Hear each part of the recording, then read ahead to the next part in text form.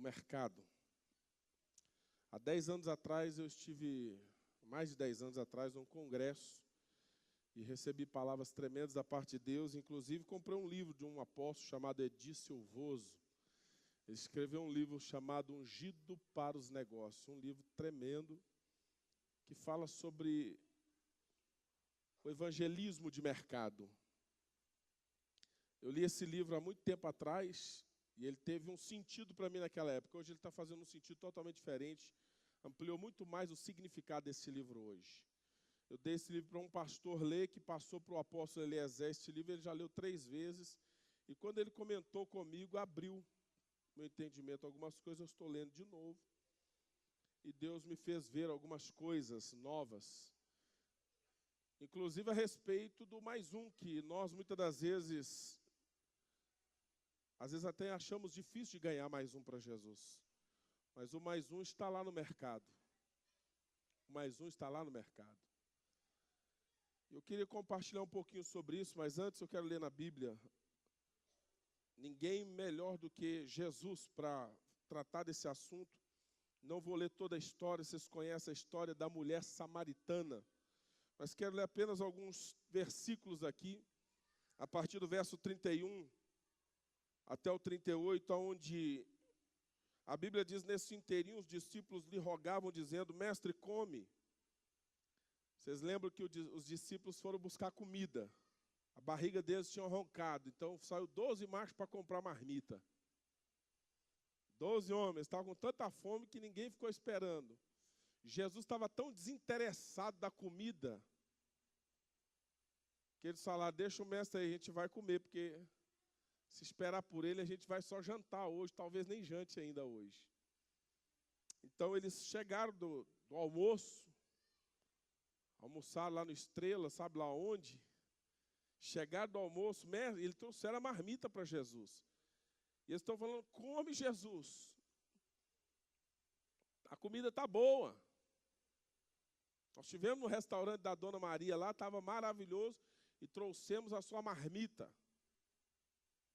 Eu quero que você pense, conjecture, imagine a situação. E diz a Bíblia aqui: mas ele lhes disse: uma comida tenho para comer que vós não conheceis. Agora, que comida é essa? Que outra comida é essa que é tão importante, que é tão interessante? Diziam então os discípulos uns aos outros: ter-lhe-ia porventura alguém trazido o que comer? Já tinha passado o meio-dia. Disse-lhes Jesus: a minha comida consiste em fazer a vontade daquele que me enviou e realizar a sua obra. Será que essa comida aqui nos faz perder a fome pela outra? Jesus estava tão interessado na obra, na salvação das pessoas, que ele era capaz de perder a fome natural, de desconsiderar, de não levar tão assim em consideração, de não dar tanta atenção para uma marmita, quem sabe lá com um bom pedaço de frango frito, ou quem sabe um pedaço de cordeiro. A comida de Jesus era ver aquela mulher ser salva. E ele estava vendo lá na frente, você sabe, é como se Jesus estivesse num lugar alto, e ele está vendo coisas. Veja o verso 36, aliás, 35. Não dizeis vós que ainda há 4 meses até a ceifa, e a gente fica sempre jogando a colheita para frente, né? Não é agora. Jesus disse: eu, porém, vos digo, erguei os olhos. Fala para essa pessoa que está do seu lado: levante a cabeça, irmão, para você ver. Diga: erga os olhos. Para erguer os olhos, tem que levantar a cabeça. Erguei os olhos e vede os campos, pois já branquejam para a ceifa. Como é que estão os campos? Brancos. Está pronto para a colheita. A colheita é agora. A colheita é urgente. Está tudo pronto para a colheita. Quem entendeu? E ele diz mais: o ceifeiro recebe desde já a recompensa. Diga glória a Deus. A gente está sendo pago até antes da hora já. A gente nem começou a trabalhar, já está recebendo. Tem gente que já está abençoado só porque veio para essa reunião aqui. Eu vi uns 2 glória a Deus, uns 2 amém aí, aliás, né? Aleluia. E em tesouro o seu fruto para a vida eterna. Dessarte se alegram tanto o semeador como o ceifeiro. E diz Jesus, eu vos enviei para ceifar o que não semeaste, outros trabalharam e vós entraste no seu trabalho. Eram as almas que viriam, que estariam sendo colhidas pelo trabalho dele. Ver uma cidade inteira encontrar-se com Jesus nessa ocasião aqui. Aquela mulher trabalhou também. Aquela mulher foi lá e buscou uma cidade inteira. E aquele povo veio com sede, estavam com vontade de conhecer Jesus. Eles foram alcançados. O texto termina dizendo que eles reconheceram que Jesus era verdadeiramente o Salvador do mundo. Pediram para Jesus ficar lá com eles. Jesus ficou 2 dias em Samaria só para consolidar aquela conquista. Então eu vou falar sobre o ganhar, mas eu quero que você entenda que ganhar desassociado de consolidar é ganhar para perder. Embora eu fale sobre ganhar um pouco, hoje não dá para falar o assunto todo hoje, mas eu quero te dizer que é o seguinte, não existe, principalmente nesse tempo agora, aliás, nós não podemos, principalmente nesse tempo agora, falhar em consolidação. Porque se a gente ganha e não consolida, e a gente fala muito de ganhar, eu vou falar de ganhar de novo, ganhar almas. Mas se a gente não tiver a mentalidade do mais um, a ideia de consolidador, nós vamos continuar ganhando e perdendo, ganhando e perdendo, ganhando e perdendo. Nós temos que ter o Marcos 16:15, que é o pregar o evangelho, que é o evangelizar. Marcos 16:15, ide por todo mundo e pregai o evangelho a toda criatura. Aquele é o ide e evangelizai. Ide e pregai o evangelho. Ide e ganhai almas, em outras palavras, é o ganhar. Mas nós não podemos perder de vista o Mateus 28:19, verso 19. Ide, portanto, e fazei discípulos. Uma vez que ganha uma pessoa, tem que torná-la discípulo. Diga, fazer discípulo. Enquanto essa pessoa não for discípulo, meu trabalho não terminou. Um discípulo consolidado, um discípulo firme, um discípulo que daqui a pouco já está produzindo novos frutos para a glória de Deus. E a gente tem muitas batalhas na nossa alma, porque a gente tem muito dessa ideia, não quer, e a gente sabe também que não dá para forçar muito quem não quer, mas tem muita gente que não é só o caso de não querer, tem muita gente que ela está aprisionada demais, é muito demônio, é muito pecado, é muita cadeia espiritual.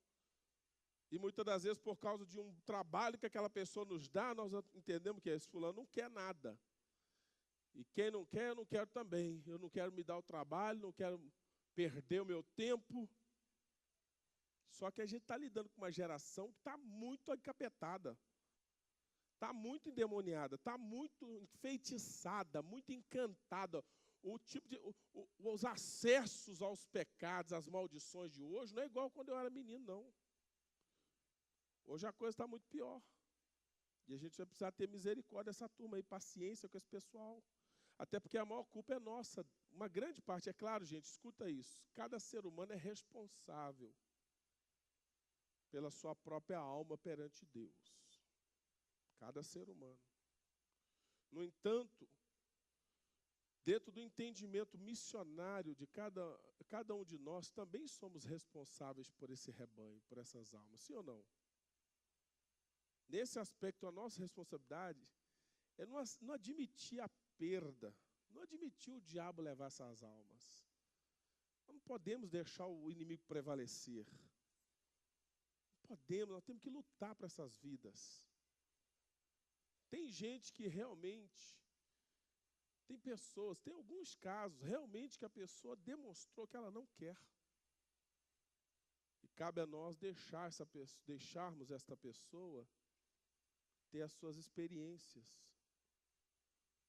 Quebrar a cara um bocado aí, na hora que ela estiver no chiqueiro, lá, disputando a comida com os porcos, quem sabe ela não tem uma experiência de cair em si, como caiu o filho pródigo, e se levantar, e voltar para os braços do pai, para a casa do pai. Mas existem algumas situações dentro do caminhar da visão celular, do discipulado, que a gente tem perdido porque nossa consolidação tem sido falha. É fato isso. Porque a gente ainda continua deixando para o líder da célula, continuamos dando muito tiro para tudo quanto é lado. Eu só queria que você gerasse uma alma para Jesus agora. E quando eu falo mais um para Jesus, parece que não é nada, mas é muita coisa. Uma pessoa é muita coisa. Uma pessoa bem cuidada, uma pessoa que você vai grudar nela, vai colar nela, vai ver um carrapato santo, um carrapato enviado por Deus no lombo dela, não largo, não solto, não tem capeta, não nasceu o demônio, porque demônio não nasce mesmo, que vai me roubar essa alma. Eu vou orar para esse sujeito todo dia, eu vou cuidar dele todo dia, eu vou orar por ele, eu vou amar essa pessoa. Se cada um de nós entendermos o negócio do mais um e focarmos isso, nós vamos gerar alma. Não tem visão difícil, não existe esse negócio. Tem muitas estratégias, estratégia é o que não faltam. Tem N estratégias. Só que a gente tem que começar a pensar o seguinte: o camarada estava vendendo um veneno para matar barata. E ele ofereceu esse veneno nas ruas da cidade. Uma dona comprou o veneno. E passou uns meses, ela não conseguiu matar as baratas da casa dela. E ela falou: deixa aquele vendedor sem vergonha passar aqui de novo, que eu vou pegar aquele vendedor, aquele enganador, esse mentiroso. Esse produto dele não vale nada. Isso não mata barata nem aqui, nem em lugar nenhum. E ela ficou muito brava, porque ela comprou o veneno lá e não resolveu o problema. Se fosse mineiro, ia falar remédio, tá? Mineiro compra remédio para matar rato, né? Mineiro, nós compramos remédio para matar rato, né? Mas ela comprou veneno, ela devia ser do Paraná aqui. E essa dona ficou muito revoltada com aquilo. Mas um dia que o vendedor voltou na rua dela. E ela então foi lá tirar a satisfação, pegou a caixinha do veneno, levou lá com ele, falou assim: aqui, ó, esse veneno seu não vale nada, isso não mata barata. Você me enganou, quero meu dinheiro de volta. E ele perguntou para ela: mas a senhora usou o veneno direitinho? Ela falou assim: ué, usei. A senhora leu a bula, a senhora usou certinho? Ela tem bula? Tem. Ele abriu a caixinha, pegou a bula, leu para ela: ó, tá aqui, você tem que pegar o comprimido do veneno, abrir a boca da barata, pega a barata, abre a boca dela, coloca o veneno, o comprimidinho na boca da barata, e aí quando ela engolir, você vai ver, a barata vai morrer. Está lá na bula. Aí a dona falou assim: não, mas se fosse para ter todo esse trabalho aí, se eu vou pegar a barata, eu já esmago a barata. Ele falou assim: minha filha, não tem nada, não tem resultado sem trabalho.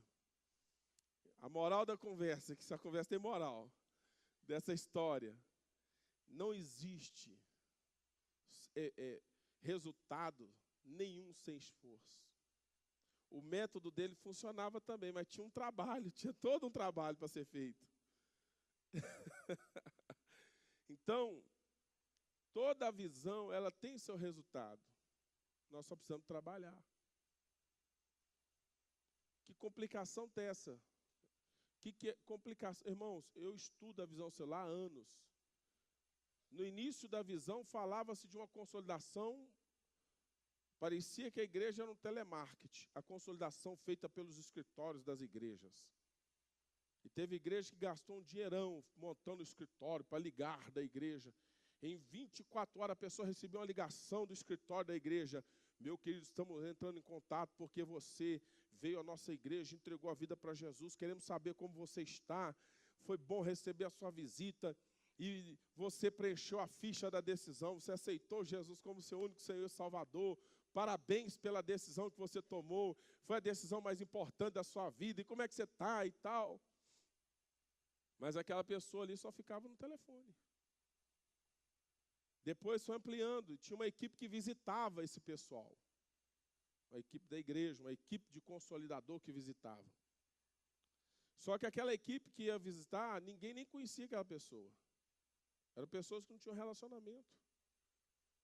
Graças a Deus por aqueles que fizeram tudo isso. Graças a Deus, teve muito resultado. Mas depois de um tempo entendeu-se que a consolidação era via célula. Então, via célula fica um negócio ainda muito grande para mim.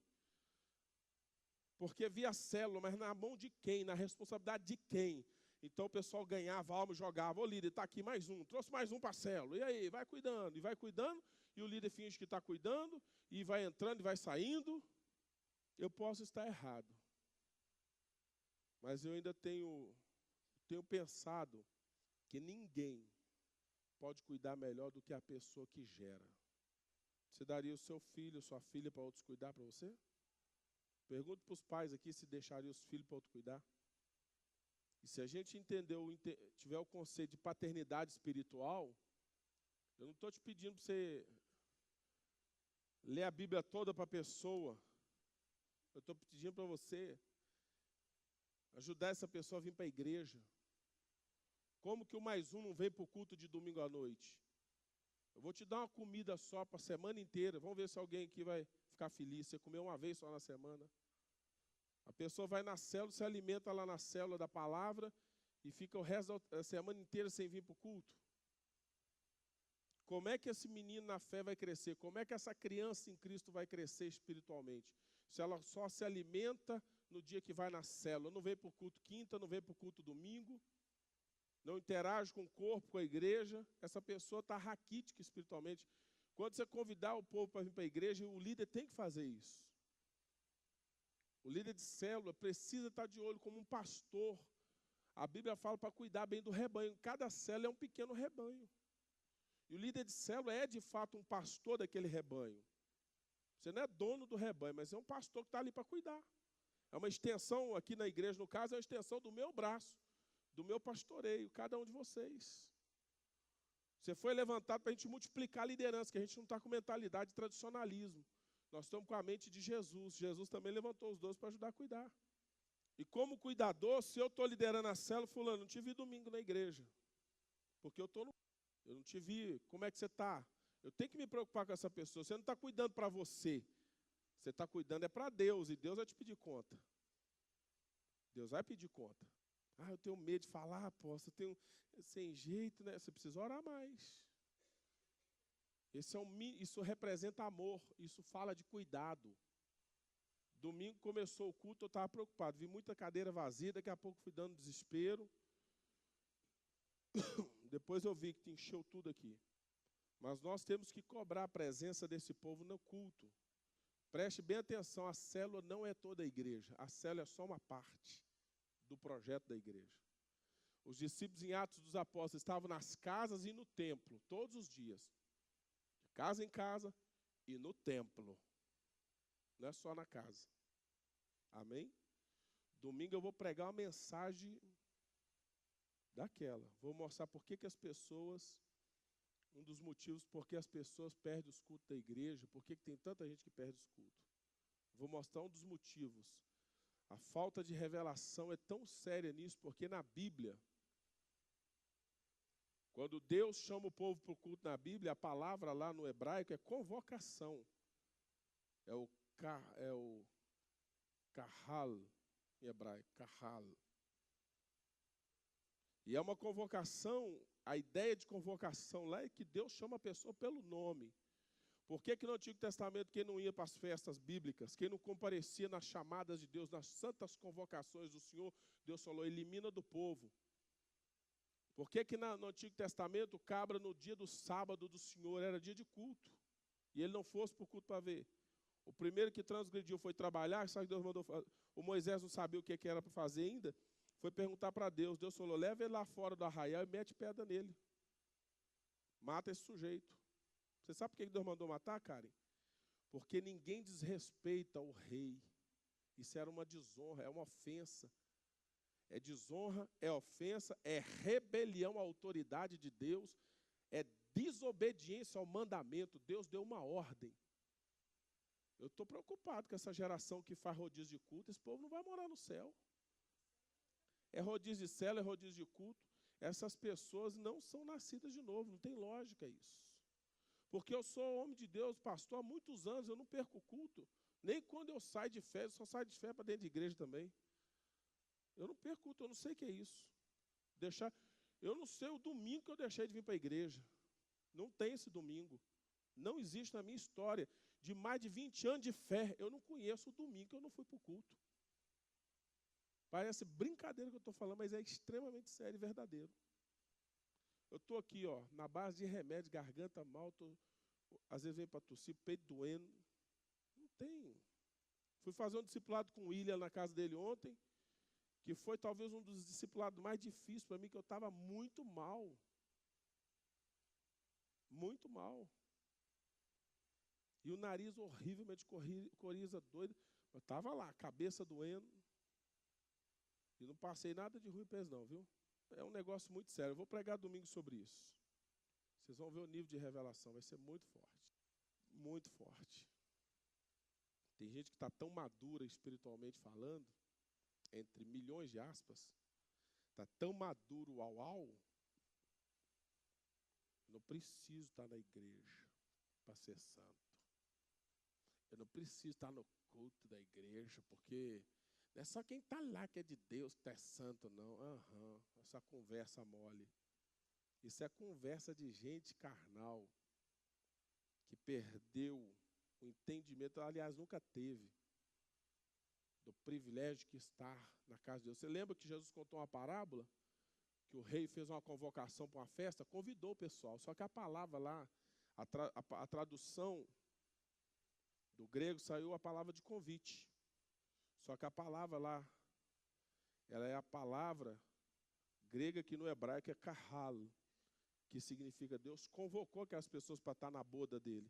E eles arrumaram um monte de desculpinha lá. Eu comprei uma junta de boi, comprei um terreno, não vou poder ir. Mataram os servos que foram convidá-los, insistir para eles estar na festa do Senhor. Deus falou, pode destruir essa turma aí, eles não merecem estar na minha festa não, destrói tudo. Eu vou mostrar para vocês como é séria a convocação de Deus. Os textos bíblicos falando sobre o culto. Nós estamos vendo hoje as pessoas fazendo o que quer, como quer. Deus é sério. E Deus tem projeto para nós. É aqui que a gente vence as guerras, na congregação. Igreja é lugar de vitória. Amém? Nós vamos entrar na seriedade e depois a gente vai se alegrar, porque quem estiver aqui vai ser muito abençoado. Mas eu quero falar sobre o mercado. Eu falei sobre a consolidação, porque mesmo ao falar sobre ganhar, eu quero deixar bem claro, não basta ganhar. E falando sobre o mercado, eu quero saber quantos aqui estão inseridos no mercado. Quem que trabalha ou estuda lá fora? Está inserido aí no mundo, aí no estudo ou trabalhando? Quem está nessa vida aí, trabalhando, estudando? Oh, que legal, todo mundo praticamente. Quem mora em alguma rua da cidade, quem está inserido no mundo aí, tem alguém que está morando em outro planeta aqui ou está todo mundo morando por aqui mesmo? Tem vizinho, conversa com vizinho, de vez em quando, né? Raramente. Diga comigo, mais um, está lá fora, no mercado. O mercado, ele é definido como lugar onde as pessoas fazem negócios. Escute com atenção essa palavra. O mercado é o lugar onde as pessoas compram, onde as pessoas vendem. O mercado é o lugar onde as pessoas vão para estudar, as escolas, as faculdades. Os lugares onde as pessoas vão fazer os cursos, seja inglês, seja um cursinho lá de computação, seja o que for. É tudo que tem a ver com esse mundo, os lugares onde as pessoas estão. O mercado é o lugar dos negócios. O Edson Silvoso, quando escreveu sobre o mercado, é porque ele morava no centro da cidade de San Nicolau, deixa eu ver aqui, San Nicolas, na Argentina. E na frente ele morava na praça, no centro da cidade. E na pracinha lá, tinha lá a escola, tinha os prédios do governo, tinha o prédio da polícia lá. Tinha um lugar onde os rapazes de noite iam se reunir com as meninas para namorar as meninas. E ele era uma criança, ele observava como a vida da cidade girava em torno ali daquela praça. As pessoas compravam, vendiam, negociavam ali no mercado. Então o mercado é definido, pelo menos por essas três palavras, é o lugar dos negócios, é o lugar da educação, onde está o governo. E já vou dar um parênteses que daqui a pouco eu vou apresentar o doutor Tadeus aqui, que é o nosso candidato a vereador, que se nós, é o meu pelo menos, daqui a pouco eu peço para você dar apoio também para ele.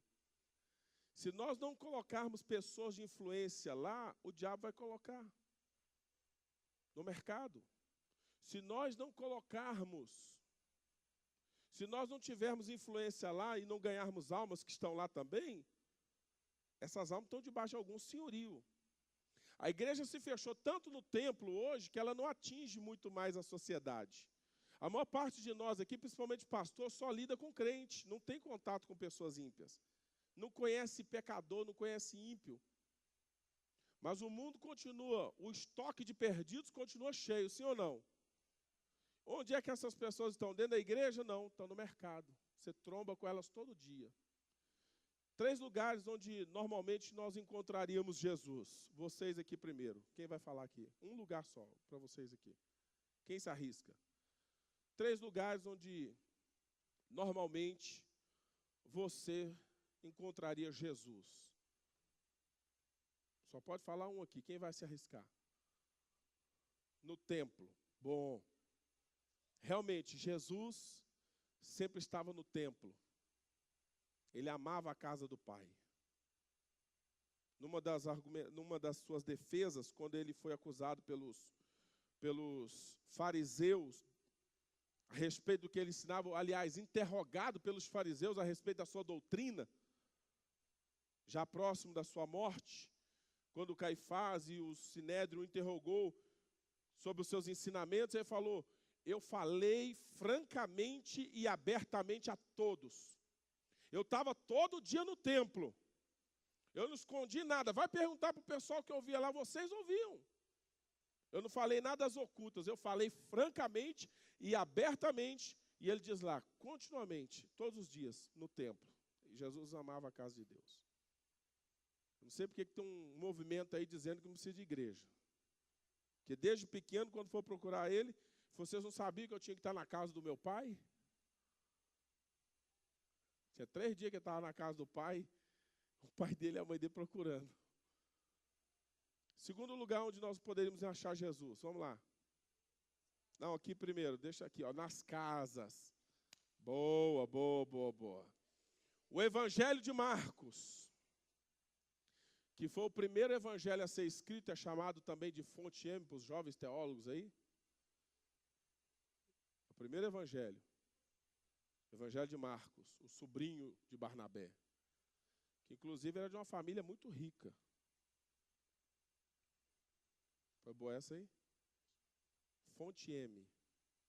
É a fonte de onde o Mateus vai usar para escrever o Evangelho de Mateus. O Evangelho de Marcos é o Evangelho... O Marcos vai escrever para os romanos, e ele vai falar do Jesus poderoso, que faz milagres. Porque ele é evangelista. Ele não está preocupado em defender a teologia, não. Quem vai brigar com isso aí é o Mateus. Vai brigar com defender a teologia a respeito de Jesus com os judeus. Vai provar que ele é o homem das profecias e tudo isso aí. Marcos não, Marcos é evangelista. Ele quer falar do Jesus que faz milagre, é o evangelho dos milagres, evangelho de Marcos. É o evangelho em que mais a gente encontra Jesus na casa das pessoas. O Marcos é o cara que mais registra isso. Jesus está na casa das pessoas. Ele vai evangelizar, ele faz células. Multidões afluem para a casa onde Jesus está pregando. Ele vai curar a sogra do Pedro, ele faz visitas. Jesus amava visitar as pessoas, ele até se oferecia. Eu me ofereci, fiz que nem Jesus ontem, eu e Adriana. Falei, William, nós vamos fazer o discipulado na sua casa, prepara o café. Igual Jesus. Jesus falou, senhor Zaqueu, me convém jantar, pousar lá na sua casa, prepara a janta, meu filho. Amém? Jesus gostava de ir nas casas das pessoas. A gente vai encontrar muito aí nas casas. Qual outro lugar onde Jesus poderia ser encontrado? Tudo está certo. Nas ruas, na praça, no mercado, entre a multidão. Sabe o que significa isso? Tudo aqui? O mercado? O mercado é o lugar onde as pessoas estão. Onde tinha gente. Jesus estava, e onde Jesus estava tinha gente. Jesus não ficava só na igreja. Qual a nossa diferença para Jesus? A gente é muito bom de templo. Nós somos craque na igreja. Na igreja a gente é poderoso pra caramba. Está errada essa parte? Não. A gente até tem um pouquinho de habilidade com o evangelismo na casa das pessoas. A gente tem células. Mas a nossa prática e a nossa parte da questão das células ainda precisa ser melhorada muito, viu? Porque tem célula que está poderosa demais na comunhão. Já faz muito tempo que só tem aquele grupinho ali mesmo. Não entra um pecador lá, parece panelinha fechada. É porque o pessoal não está ajudando, não está contribuindo para ganhar novos. E às vezes não é nem maldade, falta avivamento. Precisamos buscar Deus, porque a célula tem hora que é muito bom a gente estar entre irmãos. Nós precisamos ganhar almas. O objetivo da célula também é pregar o evangelho e ganhar novas vidas para Jesus. Se for só para ter comunhão, a célula não está cumprindo o seu propósito. Está faltando. Nós temos a parte das células, ainda precisamos melhorar muito mais, porque a gente faz uma reunião só, uma vez na semana, mas a igreja primitiva, eles comiam junto na casa dos irmãos, tinham comunhão. A interação era maior. Por isso que eu estou falando de um mais um, de relacionamento. Mais um, você consolida não é só na igreja, encontrando no culto de domingo, mas você também precisa levar na sua casa. O mais um é relacionamento. Essas pessoas precisam de amizade. A amizade é mais importante agora do que apenas encontrar com mais um para dar um estudo bíblico. E eu nem estou pedindo muito, eu estou pedindo para você continuar fazendo tudo que você faz normal, mas todo mundo aqui ganha alma, quer ganhar alma para Jesus. Então, a alma que você ganhar, você já vai ganhar com a mentalidade do consolidador do mais um. Só isso. Se relacionar com aquela pessoa. Amá-la. Viver Jesus para ela. Onde nós perdemos? No mercado. Todos aqui, a maioria trabalham lá fora no mercado. E todos os dias tem um grupo de amigos teus que se encontram com você no mercado, que não são crentes. Todo dia. E hoje o que eu quero é orar para que Deus levante evangelistas do mercado. Homens e mulheres do mercado. Porque a ideia que a gente tem é que esse colega que está lá do lado é tão pecador que não dá para eu me relacionar com ele. Então eu me isolo. Eu sou crente, aí. Eu sou muito diferente. E a gente se isola demais às vezes. Nós nos esquecemos que a gente está lá no mercado é para salgar, é para iluminar. Eu não vou ler uma pilha de versículos, não. Os versículos estão aqui, ó. Eu sei o versículo, o endereço, o texto, sei tudo, mas eu estou querendo te fazer entender. E com os versículos, cara, já estou falando a Bíblia aqui, iluminar, eu estou falando de Mateus 5,13. Jesus diz, vocês são sal da terra e a luz do mundo. Mas essa luz não é para ficar debaixo da mesa, não é para ficar escondida, ela tem que ir para um lugar alto, tem que ser vista. Esse sal é para salgar, tem que esfregar nos outros.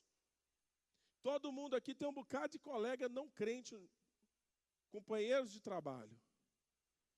Só que se você não se vê, e escuta qual que é o entendimento maravilhoso que o Edir Silvoso trabalha nesse livro. Você tem que se ver como um pastor do mercado. Como você se comportaria lá no seu trabalho, na escola? Como você se comportaria na sua rua? Nos lugares onde você compra, se você se visse como pastor daquele lugar. O mundo é o seu púlpito, é o seu campo missionário. Mas eu vou delimitar. Lá na escola, você é o pastor da sua sala. Agora você tem que se comportar como pastor, porque se você não se vê como pastor, você não vai reagir como pastor também. Se você não for, também não tem nem jeito de ser nada. Tem alguém endemoniado na sua sala.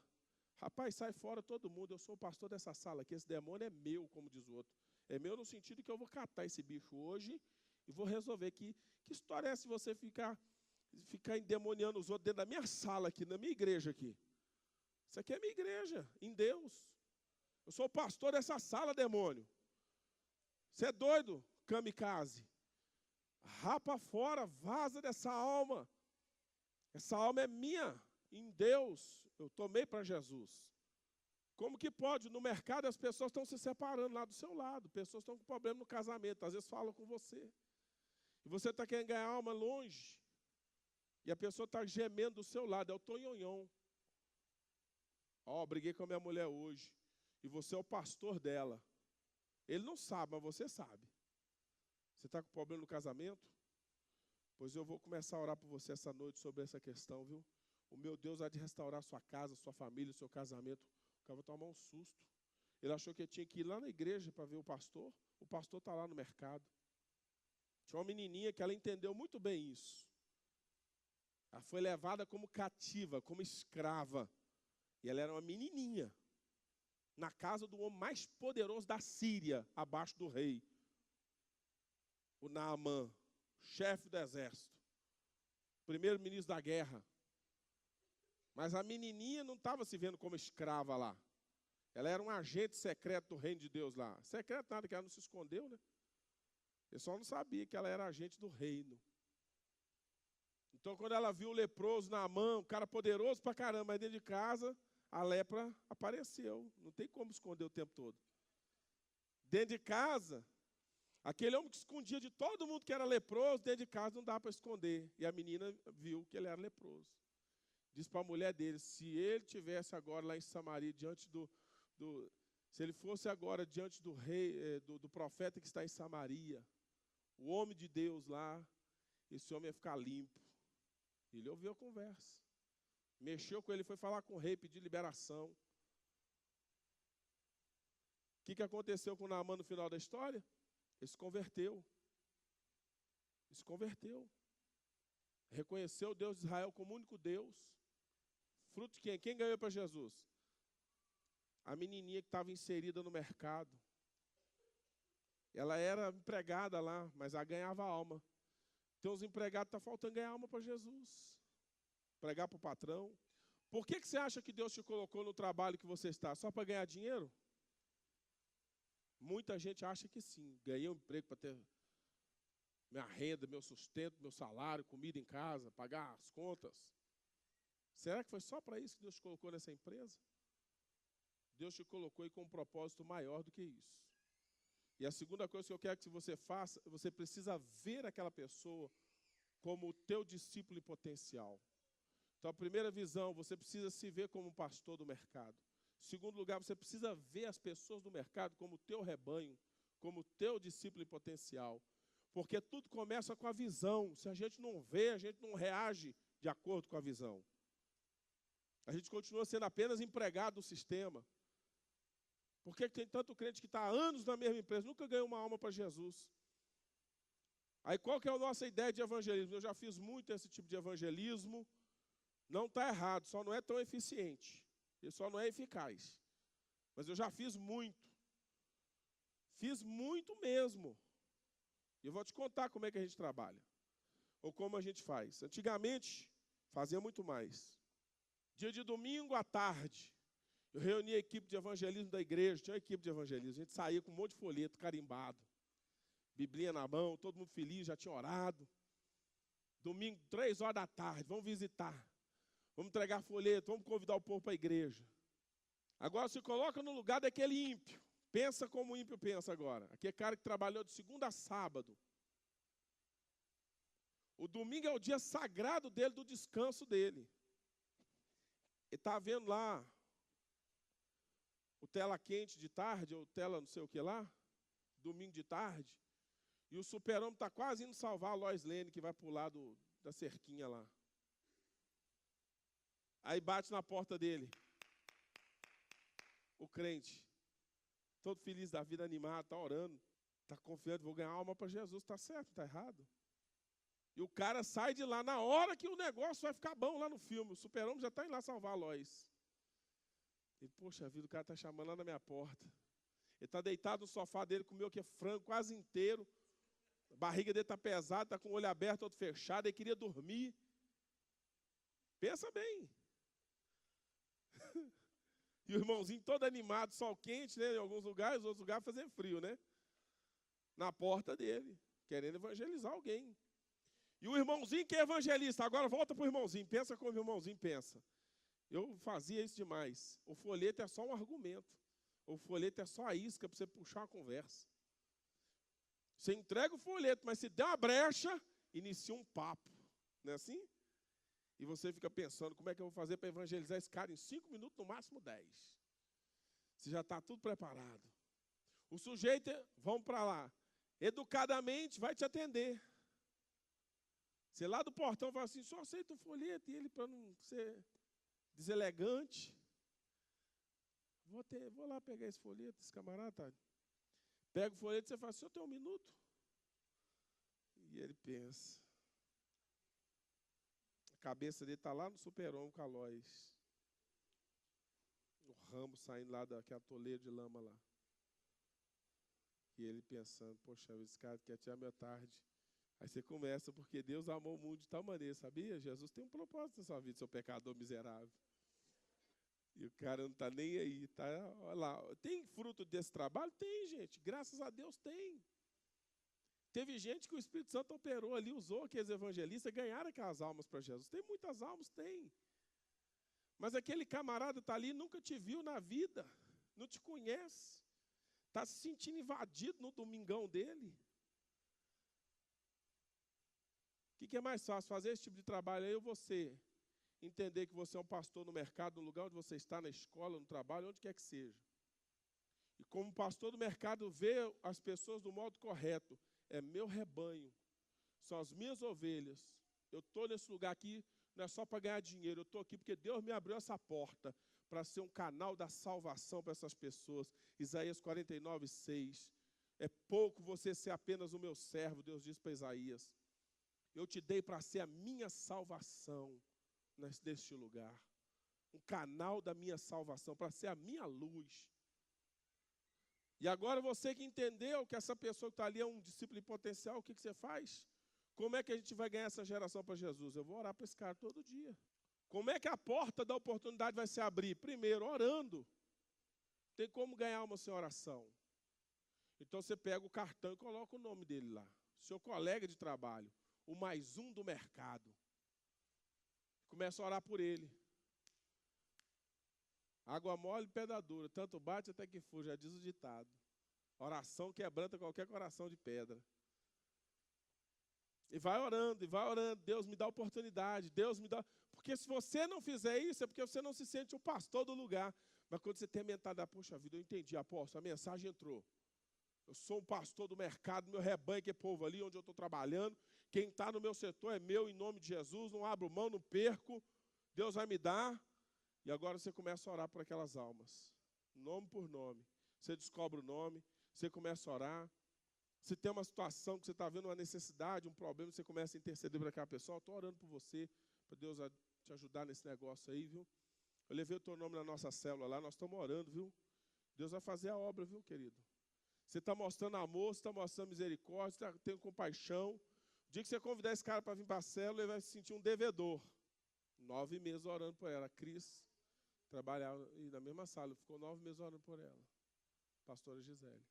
Agora, preste atenção, nós nos isolamos muito. Tem uns que são mais aguçados nesse evangelismo, mas tem uma grande parte dos crentes só se vê como empregado do sistema, vai lá para ganhar dinheiro só. Esqueceram que são pastores, são homens de Deus inseridos ali para louvar e glorificar o nome do Senhor. Poderia dar tantos exemplos de homens que entenderam isso. Esther, uma mulher, entendeu. Mardoqueu falou para ela, você está achando que você foi colocado aí por acaso? Você não entendeu? Quem sabe não foi exatamente por causa desse momento que Deus te colocou aí, mulher, para ser rainha. Deus já antecipou a situação, te colocou aí para ser uma pessoa que vai influenciar e vai ser uma bênção para o teu povo, vai defender a causa do teu povo. Daniel entendeu por que estava no mercado. Daniel pregou. Daniel é um exemplo de um estadista, de alguém lá que serviu os governos, um governador, Daniel. E louvou e glorificou a Deus nos impérios da Babilônia, da Pérsia. Vários reis passaram por ele. Ele era um dos nobres, um dos grandes lá. Ele entendeu o seu chamado. Neemias também. Nós precisamos abrir nosso entendimento para evangelizar no mercado. Quem entendeu, diga amém. Então, a primeira coisa que eu preciso desejar que essas pessoas sejam meus filhos em Cristo. Eu tenho que desejar, eu tenho que vê-los como tal, mas eu também tenho que desejar. Eu vou ganhar essa alma para Jesus, e é meu filho, é meu discípulo, eu vou cuidar dele. Eu tenho certeza que se você começar a se ver como pastor, você vai ter até mais cuidado com o seu comportamento no trabalho. Vai ser até melhor. A empresa vai ganhar. Em segundo lugar, preciso orar para essas pessoas. Será que Jesus quer salvar os seus companheiros de trabalho, sim ou não? Quer salvar os colegas da escola, sim ou não? Quer salvar a sua família, sim ou não? Com certeza. Nada é mais importante para Deus do que a salvação dessas pessoas. Mas sem oração não vai ter salvação. 1 Timóteo, capítulo 2, diz assim: antes de tudo, rogo que se façam orações, intercessões e ações de graças em favor de todos os homens. Também em favor dos reis e dos que se acham investidos de autoridade, para que tenhamos uma vida mansa, tranquila na terra. Porque isso é bom e agradável diante de Deus. O qual deseja, verso 4, 1 Timóteo 2,4. O qual deseja que todos os homens sejam salvos e venham ao pleno conhecimento da verdade, porque há um só Deus e um só mediador entre Deus e os homens, Jesus Cristo, homem. E Paulo disse: foi por isso que eu fui levantado pregador. Eu quero que você entenda o seguinte: Deus quer te usar como um pastor no mercado. Tem o pastor da igreja aqui, tem os pastores que trabalham na área são sacerdotes eclesiásticos. Mas Deus quer te usar tanto quanto como um sacerdote, como um pastor no mercado. Tem uma história aqui que é fantástica, de um homem que ganhava muita alma no mercado. Mas porque ele era muito brilhante, muito inteligente, muito capaz, e tudo que ele fazia dava certo, e desde criança os pais dele pensaram, a família pensou, das três uma, ou esse menino vai ser presidente da Argentina, porque ele tinha todo jeito e a família já tinha as raízes políticas. Então os pais pensavam, vai ser presidente da Argentina esse menino. Segundo pensamento, se não for presidente da Argentina, esse rapaz vai ser o Papa, o próximo Papa, o primeiro Papa argentino. Naquela época pensava que ele pudesse ser o Papa. Muito católico, pessoal. Então outro grupo da família reunido ali, conversando e vendo as ações daquele rapaz inteligente demais, muito ativo, muito esperto, falou, pode ser que ele não seja, se ele não se tornar presidente, ou se não se tornar papa, vai ser um grande empresário. Esse rapaz cresceu, se converteu, então queimou 2 cartuchos, porque na Argentina, nessa época, só podia ser presidente quem fosse católico, tá? Só podia ser presidente se fosse católico. Protestante, não. Se cada um aqui entender como um homem do mercado, escute isso aqui, um parêntese. Você está me olhando aqui, ó. Você tem que ser o próximo empresário mais bem-sucedido dessa cidade. Quem? Um pastor do mercado. Um homem próspero. Porque nem todo mundo é pastor de igreja. Mas são pastores do mercado. Gente que vai ganhar muito dinheiro só para investir na obra de Deus. E eu vou falar bem alto e a bom som. O dinheiro é para investir no reino mesmo. Primeiro é para o reino, depois o resto fica para você. Se você entender o reino de Deus assim, amém, Deus te dá. Senão, você fica aí nessa onda que você está nela. Porque Deus não vai entregar riqueza para você se desviar do céu, não. Ó, minha alma tem bens demais, você tem tudo, agora regala-te, fica tranquila. Deus tem que gritar lá de cima, ó, vou te pedir sua alma hoje. Ei, o que você tem aí? Para quem que vai ser, hein? Não adiantou nada. Tem que ser rico para com Deus. Esse rapaz não se tornou presidente porque ele era crente agora, se converteu. Então estava queimado. Papa piorou, porque é protestante. O que ele virou? Um baita de empresário. Ele começou a gerenciar um hospital falido, prosperou o hospital. Entregaram um banco comunitário na mão dele, prosperou o banco comunitário. Entregaram a administração financeira de uma área lá na mão dele, bombou também. Sabe o que as pessoas disseram? O seu chamado é para pastor, e tiraram ele do mercado. Por quê? Porque A ideia que tem é que essa pessoa não pode fazer mais para Deus estando lá. Tem que fazer mais para Deus, então ele tem que sair de lá para vir para o ministério. Então ele fala sobre isso, que Deus tinha chamado ele para o mercado, não para o ministério. Então, Fabão, talvez Deus não te chamou para ser pastor de púlpito. Ninguém é maior, ninguém é menor. O pastor do mercado é tão homem de Deus quanto esse outro aqui. Mas a sua função pode ser que seja um pastor lá e não um pastor aqui. Para pregar aqui, mas que prega lá para o mundo todo, alcança até muito mais do que a gente. E o pastor que cuida e consolida o rebanho. O pastor do mercado, o homem do mercado, os discípulos de mercado entenderam isso, que são pastor do mercado e estão ganhando almas. E por razão de estar comprometido com a obra, Deus está prosperando essa pessoa, porque está agradando ao Senhor. Deus o exalta, Deus o prospera, Deus o engrandece, e aonde ele vai, o evangelho vai. O Lucas era um médico, e não parou de ser médico porque se converteu. Os discípulos de Jesus eram homens do mercado, Jesus era inteligentíssimo. Não pegou ninguém do clero, ninguém lá de Jerusalém, entre os rabinos. Jesus buscou todos eles no mercado. Eram homens do mercado, todos os 12 de Jesus. Fazendeiro, cobrador de imposto, pescador. O outro tinha uma sociedade com o pai, conserto de rede. O próprio apóstolo Paulo, embora fosse um fariseu, também tinha experiência no mercado. Ele tinha uma empresa, construtor de tendas, e era rentável, viu? Não estou falando de barraquinha qualquer, não. Era um negócio muito top. Jesus tinha conhecimento do mercado, ele era artesão. Ele aprendeu, porque o judeu, o pai passa a experiência para o filho. Você sabe que o pai de Jesus morreu. E provavelmente, bem antes dele começar o seu ministério, quem é que cuidou da mãe? O filho mais velho, ele. O primogênito, tinha a responsabilidade da família. Como que ele sustentou a família? Tem um mistério sobre os anos de Jesus que ele some dos 12 até os 30. Ele só aparece depois nos 30 na Bíblia, para o batismo. E aí vem as especulações por aí. Mas já se tem até mesmo alguns dizendo que esse móvel aqui foi feito nos tempos de Jesus, e a mesa aparece lá, aquela mesa bem rústica, antiga. Porque Jesus fabricou mesas, fabricou cadeiras para o pessoal. E artesão, o carpinteiro, a carpintaria era uma profissão rentável. Teve momentos difíceis na família de Jesus? Teve momentos que eles não tinham dinheiro? Tinha. Teve momentos difíceis. Principalmente na fase do nascimento dele, que o José tinha que correr para baixo, para cima, para proteger o menino. E Deus supriu a família.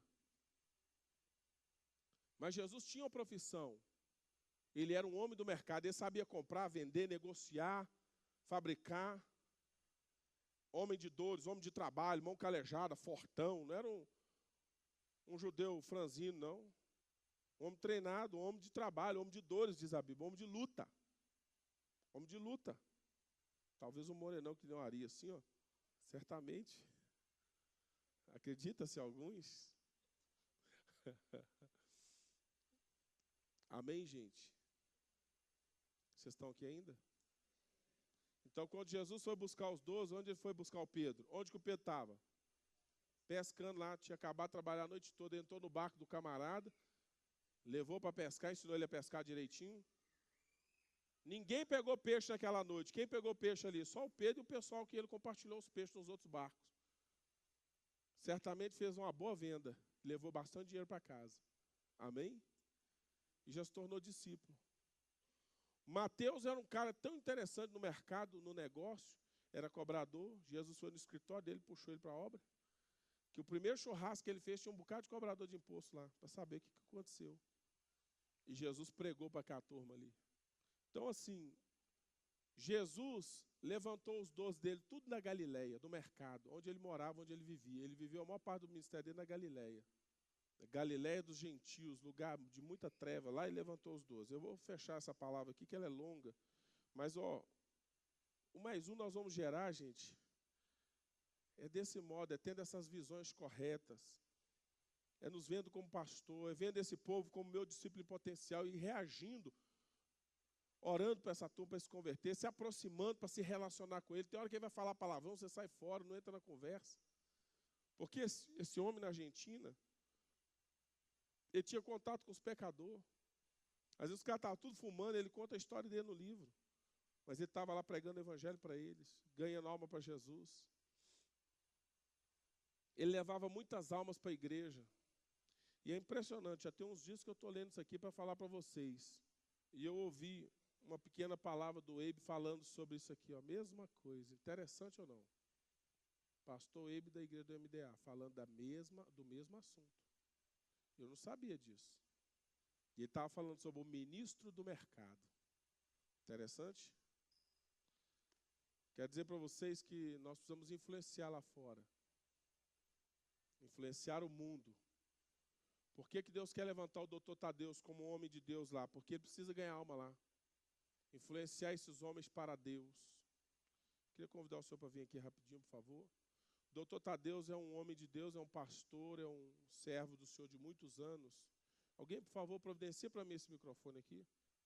Eu vou falar pelo senhor um pouquinho hoje, depois eu cumprimento o pessoal. Registra, meu irmão. E ele já me procurou um tempo atrás, falou, e eu orei a Deus e eu liguei para ele. Eu queria que um irmão da igreja aqui, que eu não vou falar o nome do Juan, tivesse saído para candidato, mas não foi possível. E eu falei para ele, olha, se nós não tivermos um candidato para lançar, eu vou apoiar o senhor. Depois eu liguei para ele então e disse, porque eu não posso deixar de entender que esse processo político é muito sério. Nós não somos uma igreja politiqueira, mas nós somos um povo inteligente. Muitos dos nossos irmãos em Cristo elegeram, nessa cidade mesmo aqui, maçom para governar sobre eles. Eu não consigo entender como que o crente tem essa capacidade. Votar em alguém que está defendendo a causa dos homossexuais. Se nós não temos lá homens que defendam a causa do reino, alguém que vai influenciar para a glória de Deus lá, porque uma coisa, o senhor está aqui, o senhor é um advogado, o senhor vai influenciar o seu círculo de relacionamento, como um pastor do mercado. Se o senhor estiver lá como vereador e vai estar para a glória de Deus, o senhor vai influenciar lá também. Vai ser esse homem do mercado lá, vai ser sal, vai ser luz, vai exalar o bom perfume. Tinha muito texto que eu podia citar aqui. A Bíblia fala para a gente exalar o bom perfume de Cristo. Se a carta de Deus, os outros têm que ver a gente.